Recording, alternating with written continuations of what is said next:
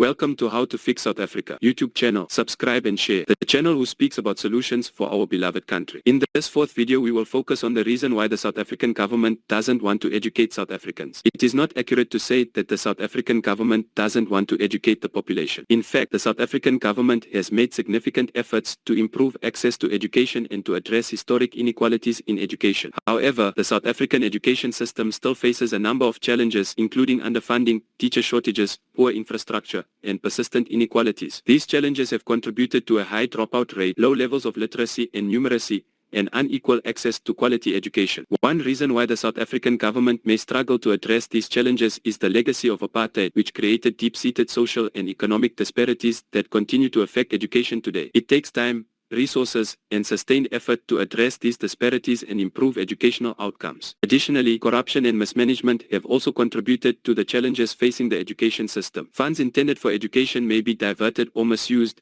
leading to inadequate resources for schools and students. In recent years, there have been protests and calls for better education in South Africa, and the government has responded with a range of initiatives aimed at improving access to quality education. However, progress has been slow, and there is still a long way to go to ensure that all South Africans have access to the education they need to reach their full potential. Make sure you leave your like for us to get to more people. We count on you to make the change and be an active citizen in the South African society. Thank you very much for watching and have a great day.